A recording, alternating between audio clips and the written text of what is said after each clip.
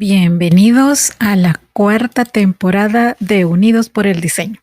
Soy su host, Verónica Alvarado, creadora de Diseño UNE, y estoy muy emocionada de presentarles un espacio donde hablaremos sobre creatividad, diseño en sus diferentes especialidades, innovación, emprendimiento, negocios y tendencias, entre otros temas relacionados.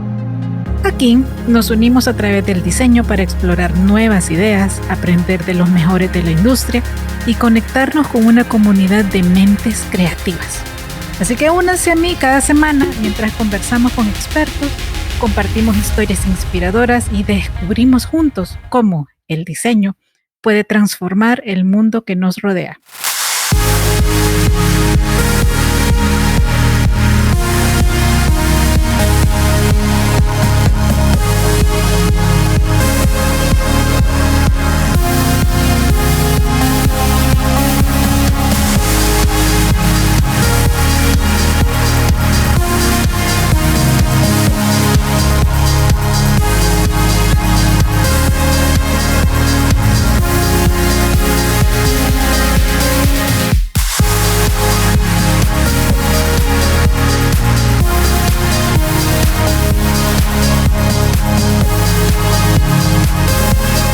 Unidos por el diseño.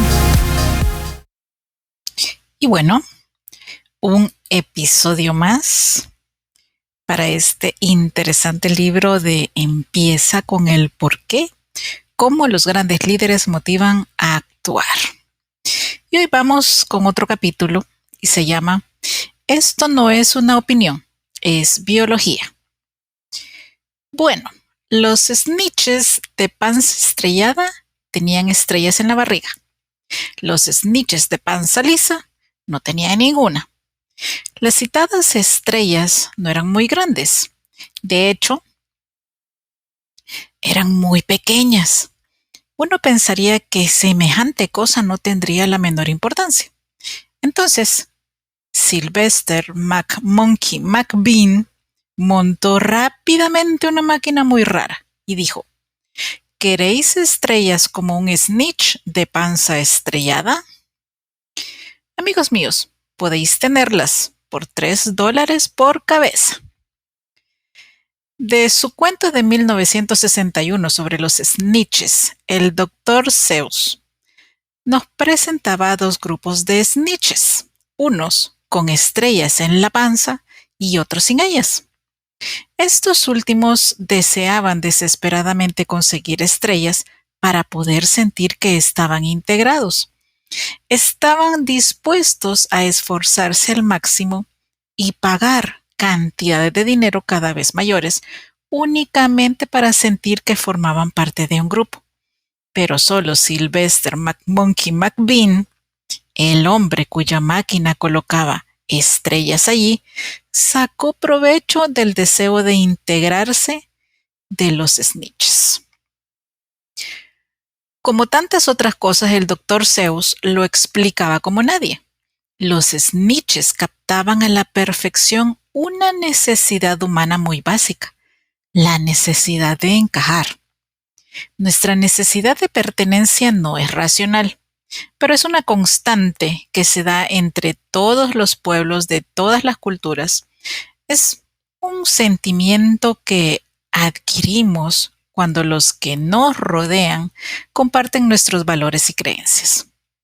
Cuando sentimos que formamos parte, nos sentimos conectados y a salvo. Como humanos, anhelamos ese sentimiento y lo buscamos. A veces, nuestro sentido de pertenencia es fortuito. No tenemos amigos en nuestra ciudad natal, pero viajando por el estado, puede que conozcamos a alguien de nuestro pueblo y al instante sentimos que hay algo que nos relaciona con esa persona. No somos amigos de todos los que viven en nuestro estado natal, pero viajando por el país, sentiremos un vínculo especial con alguien que conozcamos que sea de allí. Si viajamos al extranjero, de inmediato estableceremos lazos con otros estadounidenses que conozcamos. Recuerdo un viaje que hice a Australia.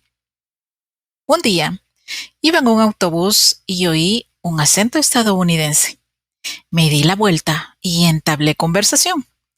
De inmediato me sentí conectado con aquella gente. Podíamos hablar el mismo idioma y comprender los mismos modismos. Como extranjero en una ciudad extraña, durante aquel breve instante tuve el sentimiento de pertenencia. Y debido a eso, confié en aquellos extraños del autobús más que en cualquier otro pasajero. De hecho, más tarde pasamos algún tiempo juntos. Vayamos donde vayamos, confiamos en aquellos en quienes podemos percibir unos valores o creencias comunes. Nuestro deseo de sentir que pertenecemos a algo es tan poderoso que nos esforzaremos al máximo. Haremos cosas irracionales y a menudo gastaremos dinero para conseguir tener ese sentimiento. Al igual que los snitches, queremos estar rodeados de personas y organizaciones que sean como nosotros y que compartan nuestras creencias. Cuando las empresas hablan sobre lo que hacen y lo avanzados que son sus productos, puede que resulten atractivas, aunque no representan necesariamente algo a lo que querramos pertenecer. Pero cuando una empresa transmite con claridad su por qué, aquello en lo que cree y nosotros creemos en lo que ella cree, entonces a veces nos esforzaremos de manera extraordinaria para incluir esos productos o marcas en nuestras vidas. Y esto sucede no porque sean mejores, sino porque se convierten en fabricantes o símbolos de valores y las creencias que tenemos en gran estima. Tales productos y marcas provocan ese sentido de pertenencia y que nos sintamos emparentados con los demás que compran las mismas cosas. Los clubes de admiradores fundados por clientes se crean a menudo sin la menor ayuda de la propia empresa. Estas personas crean comunidades, presenciales o en la red, no solo para compartir con otros su pasión por un producto, sino para estar en compañía de personas como ellos. Sus decisiones no tienen nada que ver con la empresa ni sus productos, tienen mucho que ver con las propias personas. Nuestra necesidad natural de pertenencia también hace que se nos dé bien localizar las cosas que nos encajan. Es algo que sentimos, un pálpito, algo en lo más profundo de nosotros que no podemos traducir a palabras, que nos permite sentir cómo algunas cosas encajan y otras simplemente no. Que Dell venda productores MP3 no parece adecuado porque Dell se define como una empresa de ordenadores. Así que las únicas cosas que encajan son ordenadores. Apple se define como una empresa con una misión y en consecuencia cualquier cosa que haga que se adecue a esa definición parece que encaja.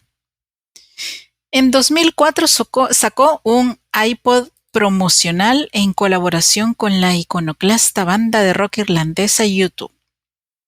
Esto tiene lógica. Apple jamás había sacado un iPod promocional con Celine Dion, aunque ésta haya vendido infinitamente más discos que U2 y tenga más seguidores. U2 y Apple van de la mano, porque comparten los mismos valores y creencias.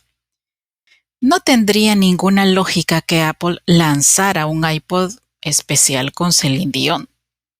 Por grande que pueda ser la audiencia de la cantante, la colaboración simplemente no es armónica. Basta con mirar los anuncios televisivos de Apple. Yo soy un Mac y yo soy un PC, para encontrar una representación perfecta de quién debe ser un usuario de Mac para sentir que encaja. En el anuncio, el usuario de Mac es un tío joven vestido siempre con vaqueros y camiseta, siempre agradable y siempre con un sentido del humor que se burla, entre comillas, del sistema. El de PC, tal como lo define Apple, va trajeado, es mayor y aburrido. Para encajar con Mac, tienes que ser como Mac. Microsoft respondió a Apple con su propia campaña. Yo soy un PC. que describe a personas de todas las clases sociales que se identifican como PC. Microsoft incluyó a muchas personas en sus anuncios, profesores, científicos, músicos y niños.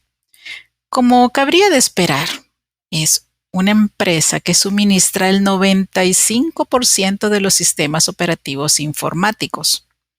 Para pertenecer a esa multitud, tienes que ser todo el mundo. Nadie es mejor ni peor. Depende de dónde sientas que perteneces. ¿Eres un agitador o estás con la mayoría? Nos sentimos atraídos por los líderes y las organizaciones a los que se les da bien expresar sus creencias. Su capacidad para hacernos sentir que formamos parte, de hacernos sentir especiales, seguros y acompañados, forma parte de lo que les confiere la capacidad para motivarnos.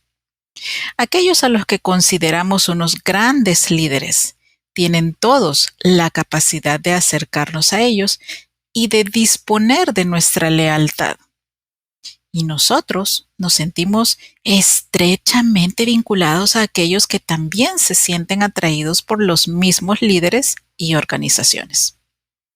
Los usuarios de Apple se sienten mutuamente vinculados. Los morteros que conducen Hardy y están unidos entre sí. Cualquiera que se sienta atraído a escuchar el discurso del Dr. Martin Luther King Jr., tengo un sueño, sin distinción de raza, religión o sexo, permanecieron juntos en aquella multitud como hermanos y hermanas, unidos por sus valores y creencias comunes. Sabían que encajaban mutuamente porque podían sentirlo visceralmente. Las decisiones viscerales no se producen en tus tripas. Los principios del círculo dorado son mucho más que una jerarquización de las comunicaciones.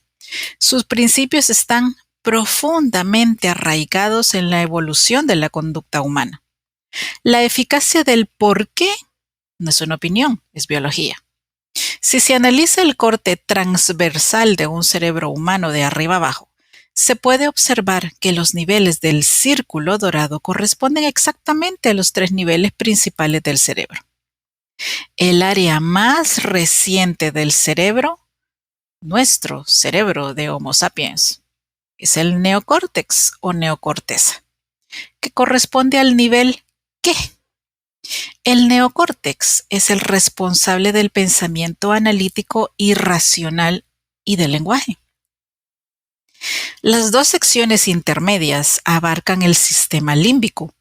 Este es el responsable de todos los estados emocionales, como pueden ser la confianza y la fidelidad.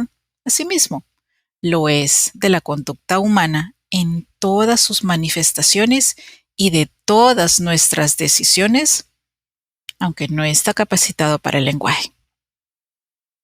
Cuando nos expresamos de afuera adentro, cuando lo primero que hacemos es comunicar qué hacemos, sí, la gente puede entender una inmensa cantidad de información compleja, tales como hechos y funciones, por eso no guía la conducta.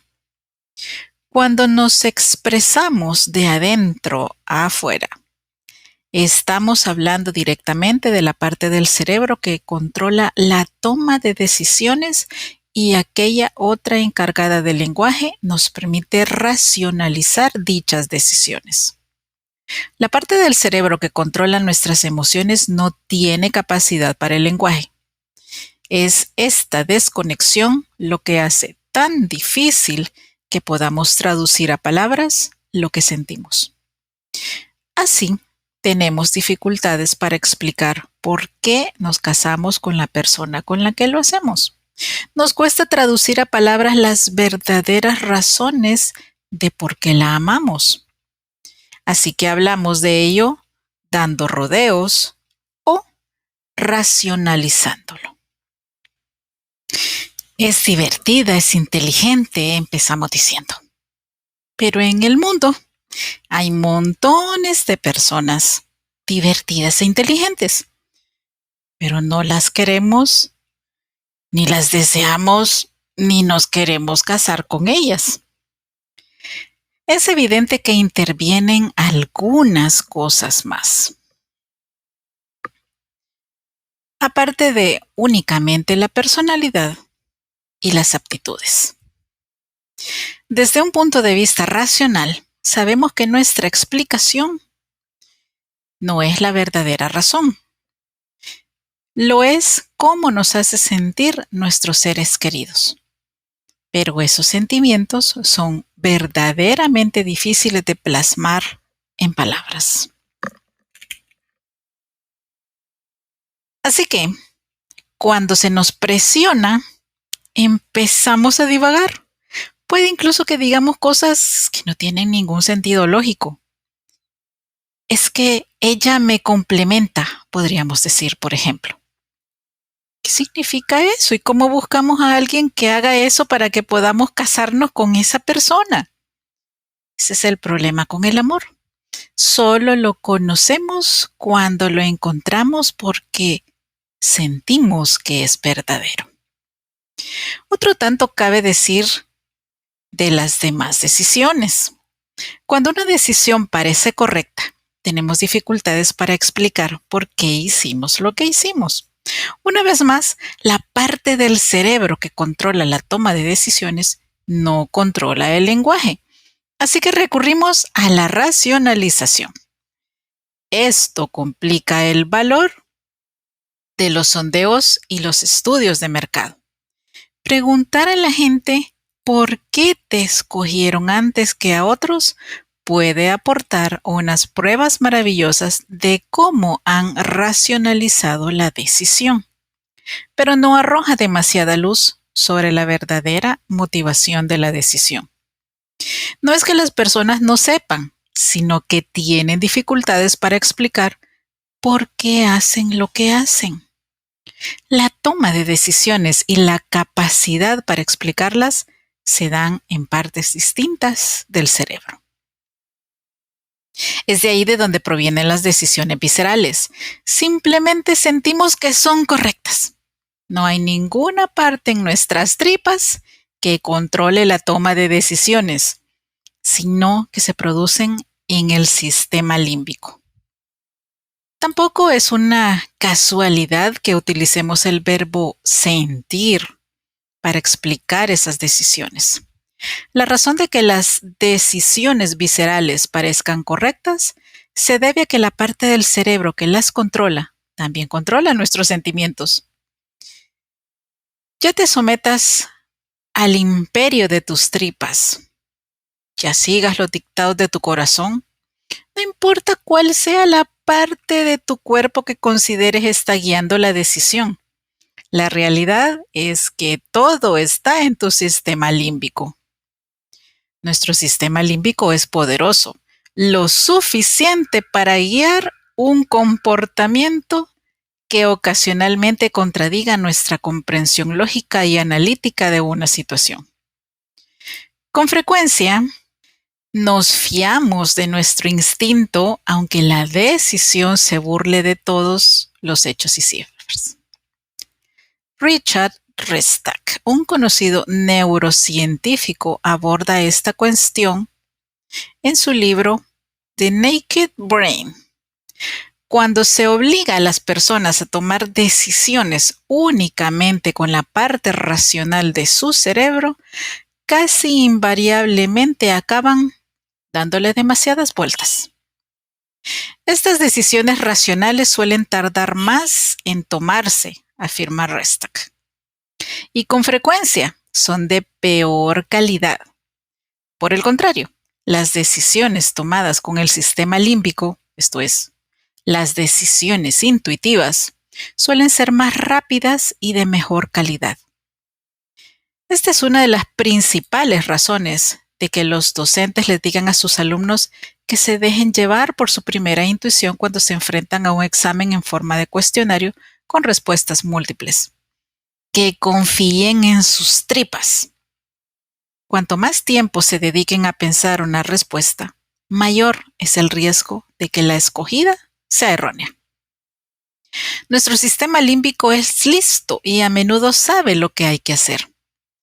Es nuestra incapacidad para verbalizar las razones lo que puede provocar que dudemos de nosotros mismos o que confiemos en las pruebas empíricas cuando nuestra intuición nos dice que no lo hagamos. Analicemos la experiencia de comprar un televisor de pantalla plana en una tienda de electrónica de nuestra localidad. Nos paramos en el pasillo mientras escuchamos a un experto explicarnos la diferencia entre un televisor LCD y uno de plasma. El vendedor nos proporciona todas las diferencias y ventajas racionales y sin embargo seguimos sin saber cuál es la mejor para nosotros. Al cabo de una hora seguimos sin tener ni idea. Nuestro cerebro sufre una sobrecarga porque le estamos dando demasiadas vueltas a la cuestión. Al final, tomamos una decisión y nos vamos de la tienda todavía no del todo convencidos de que hayamos escogido el adecuado. Más tarde, cuando vamos a casa de un amigo y vemos que se ha comprado el otro, además, no para de hacerse lenguas de su televisor y de decir lo mucho que le gusta, de pronto sentimos envidia. Aunque seguimos sin saber si su televisor es mejor que el nuestro.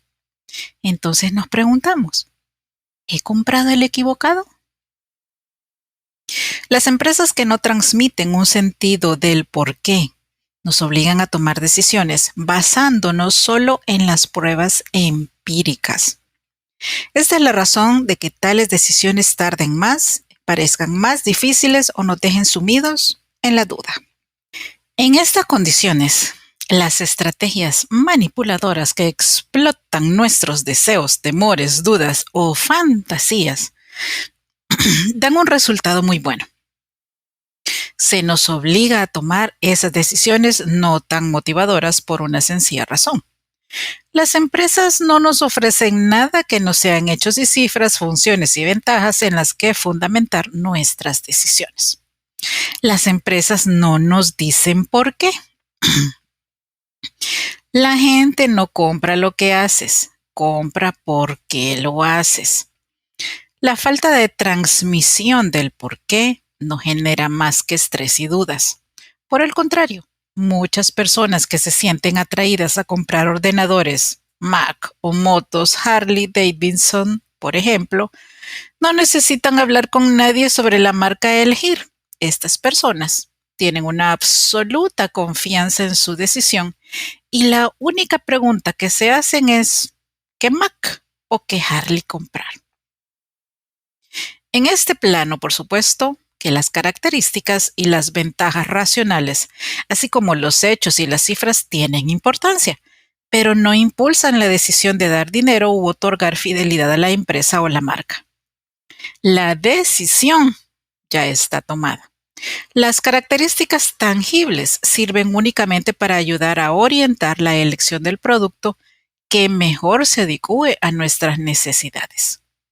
En estos casos, las decisiones se produjeron en el orden perfecto, de adentro a afuera. Tales decisiones empezaron con el por qué, el elemento emocional de la decisión, y más tarde los elementos racionales permitieron al comprador verbalizar o racionalizar las razones de su decisión. A esto es a lo que nos referimos cuando hablamos de conquistar los corazones y las mentes. El corazón representa el sistema límbico sentimental del cerebro y la mente es el centro racional del lenguaje. La mayoría de las empresas son bastante expertas en conquistar las mentes. Lo único que se necesita para eso es una comparación entre todas las funcionalidades y las ventajas. Conquistar los corazones, sin embargo, es más laborioso.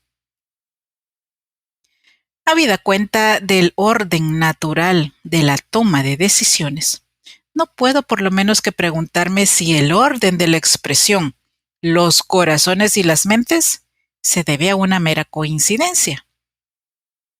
¿Por qué nadie se dispone a conquistar las mentes y los corazones? La habilidad para ganar los corazones antes que las mentes no es fácil. Se trata de un delicado equilibrio entre arte y ciencia, otra construcción gramatical fortuita.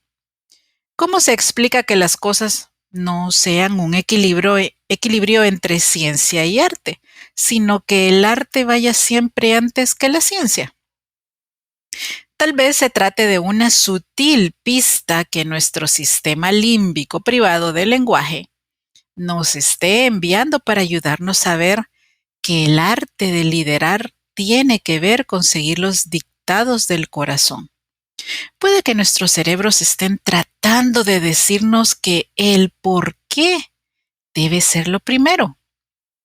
En ausencia de un porqué, la decisión se vuelve más difícil de adoptar y ante la duda recurrimos a la ciencia y a los datos para orientar las decisiones. Las empresas nos dirán que la razón para que empiecen con el qué o el cómo se debe a que eso es lo que sus clientes les demandaron. Calidad, servicio, precio, funciones. Eso es lo que indicaban los datos. Si no fuera por el hecho de que la parte del cerebro que controla la toma de decisiones es diferente de la que es capaz de informar de esa decisión, sería una conclusión perfectamente válida para dar a la gente que lo pide. Por desgracia, son más numerosas las pruebas que revelan que las ventas no aumentan de manera significativa y que no se crean lazos de fidelidad simplemente porque las empresas digan o hagan lo que sus clientes quieren. Henry Ford resumió esto muy bien. Si le hubiera preguntado a las personas qué era lo que querían, decía, me habrían dicho que un caballo más veloz. En esto consiste la genialidad de un gran liderazgo. A los grandes líderes y a las grandes organizaciones se les da bien ver lo que a la mayoría nos resulta invisible. Se les da bien darnos cosas que jamás se nos habría ocurrido pedir. Cuando la revolución de los ordenadores estaba en sus inicios, los usuarios no podrían haber pedido una interfaz gráfica de usuario. Pero esto fue lo que nos dio Apple. Ante la creciente competencia en el sector aeronáutico, a la mayoría de los viajeros no se les habría ocurrido pedir menos en lugar de más. Por eso fue lo que hizo Southwest. Y a la vista de los momentos difíciles y la adversidad, pocos se habrían preguntado qué es lo que puedo hacer por mi país en vez de qué es lo que mi país puede hacer por mí. La verdadera causa por la que John F. Kennedy presentó su candidatura a la presidencia. Los grandes líderes son aquellos que confían en su instinto, aquellos que comprenden el arte antes que la ciencia, los que conquistan los corazones antes que las mentes. Son, en suma, aquellos que empiezan por el porqué.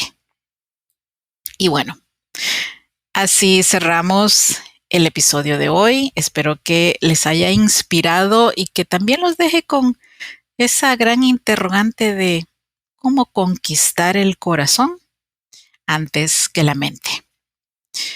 Continuamos la próxima semana con el último episodio de este interesante libro de Simon Sinek. Y como siempre les digo, abrazos, bendiciones y nos escuchamos pronto. Hasta luego.